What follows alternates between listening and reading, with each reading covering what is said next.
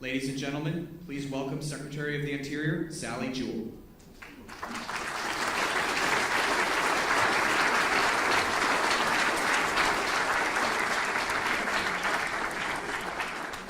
Well, thank you. What a beautiful room. And don't you just love having the flags of all of your nations here? It's not the Department of the Interior. We love hosting you in our building, but yeah, please sit down. Sorry. Yeah, you stand up for the other guys, but not for me. We're doing renovations in our building, so we hope in a couple of years we'll welcome you back. And when you do come back, you'll actually be able to drink the water and breathe the air and not worry about your health. So the building's undergoing renovations, but it is great to welcome you from near and far, and mostly far, so I know you're a little sleepy. A lot of time zone change from Alaska, 4 hours, and all points in between. But we are so blessed to have your presence with us today, so thank you. This conference is a true reflection on the spirit and the strength of the Obama administration's commitment to Indian country.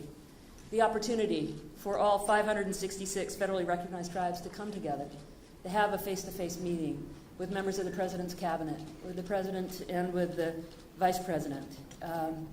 And I will tell you that there's a lot of work that goes into preparing for this. So before I say a few more thoughts, what I'd like to do now is just recognize a few people that have been amazing. From the White House, Jody Gillette is Special Assistant to the President for Native American Affairs. You heard from Jody at the front end.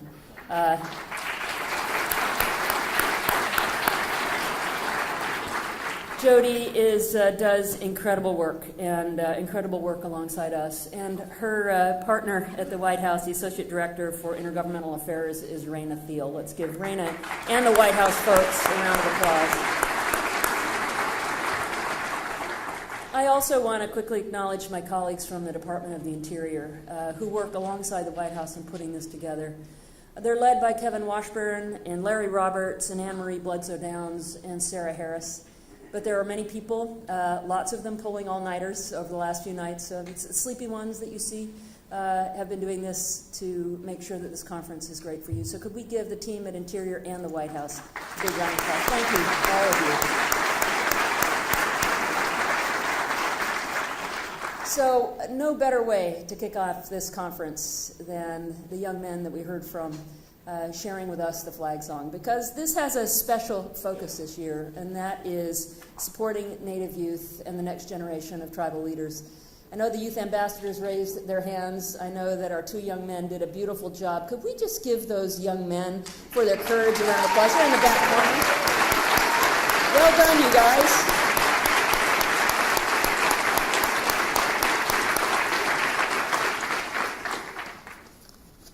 It's clear that language and culture is alive and well in those two young men. So we worked to listen to you after last year. We changed up this conference. We made it longer. We doubled the number of breakout sessions. But more importantly, I would say that our work together has helped us all understand that this is not just about working to support your good work and to listen to you on conference day. It's about working to support you every single day. And that is a commitment that we have in this administration.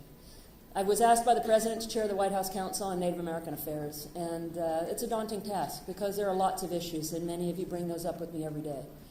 And it is clear to me that the silos of the federal government don't always coordinate well together. In fact, I would say coordination is more rare than normal, and you've helped me understand that too. But what I want to convey to you is that this cabinet and this administration really does care, and we're knocking down those silos, and we're working together like never before. And so you're going to see 10 of my cabinet colleagues in front of you today. Ernie Moniz is now going to be able to join us. He wasn't originally, but he had flight problems last night. He was supposed to be in Brussels with the Secretary of State, and instead he's going to be here with you, which is fantastic. So they are all working to listen to your concerns. Last time we had a White House Council on Native American Affairs meeting, I hosted a call for you to participate. We had 80 of you on the phone, and you gave us your thoughts and your insights, and we've been weaving those into our meeting agendas, and we will continue to do that. So this cabinet is fully engaged, and we share a commitment in Indian country, and you will see many more cabinet members out in Indian country in the coming year than you may have seen in the past, although many of them have been out. I have had the privilege of being hosted by you on over 20 visits to tribal communities across the country, from the North Slope of Alaska to South Florida and many points in between.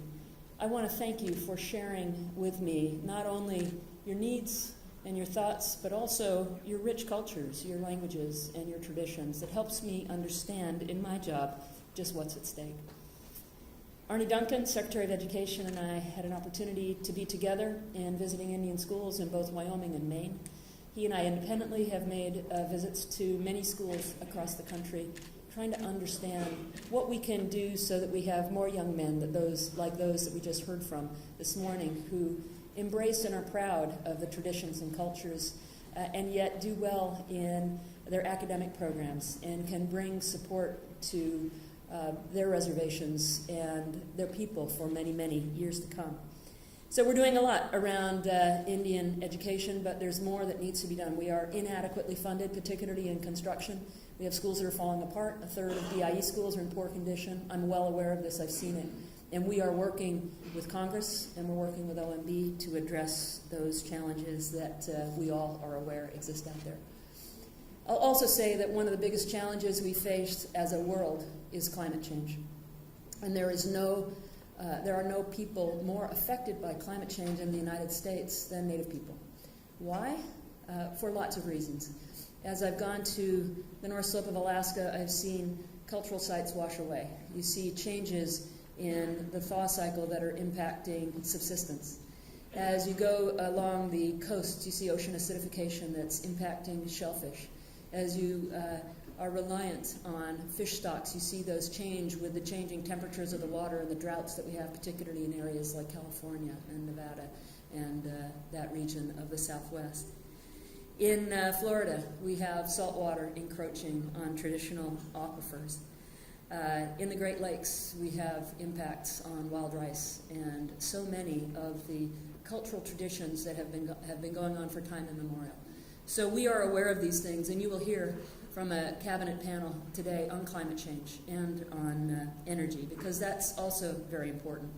How do we work with you to stand up energy projects that not only support your tribes, but also provide a source of economic opportunity for your people?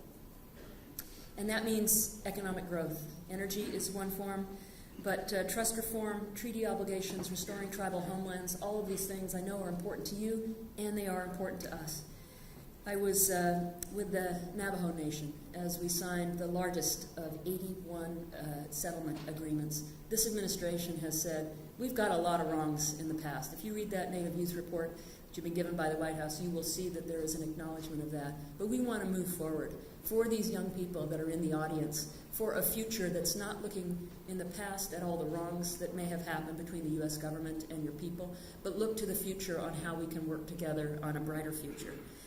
And so those 81 settlements say, what's in the past is in the past, let's look forward. I was with the Confederated Salish Kootenai tribe, and they are very committed to taking land into trust, leveraging the Cobell settlement, as many of you have been able to do, and bringing lands back into trust for the tribe so that you can make good, smart decisions for economic development. It's with the Citizen Potawatomi in Oklahoma, which is working with us on the Hearth Act and reforms that allow you to take control of your assets, to lease your land without playing Mother May I with us, which we're not very good at. So I do appreciate that you know what's best for you. This administration is committed to self-governance and self-determination. We're committed to working with the tools that we have in our toolbox to help you achieve your objectives. So I want you to know that the time that I have spent with you has made an enormous difference in deepening my commitment to Indian country and to supporting your vision for a strong and prosperous future, something that I share with the President of the United States, the Vice President, who you'll hear from soon, and the rest of the administration. The President's visit to Standing Rock, which you'll hear about, was powerfully moving to him. But I am so appreciative that our President now understands what you all understand, which is what's at stake for your people, and how important it is that we do work together because the issues are complex. So the actions that we're taking now, whether they're on education or climate change, trust reforms, are all with an eye to the health and prosperity of the next generation. Thank you, young people, for being here. Thank you for picking up the mantle of leadership, which you have already picked up, following in the footsteps of your elders. And I think we have some Navajo code talkers here. We had our women warriors who carried the flags in. Indian country is so powerful in our military and our armed forces in representing what we all depend on for freedom. So every visit, every day in this job has deepened my respect and admiration for you, the leaders of our First Americans. Thank you for what you do for the next generation. Thank you for your support of what we need to do in support of you. I very much appreciate this. I look forward to spending the day with you, and I hope you have a fantastic conference. Thank you.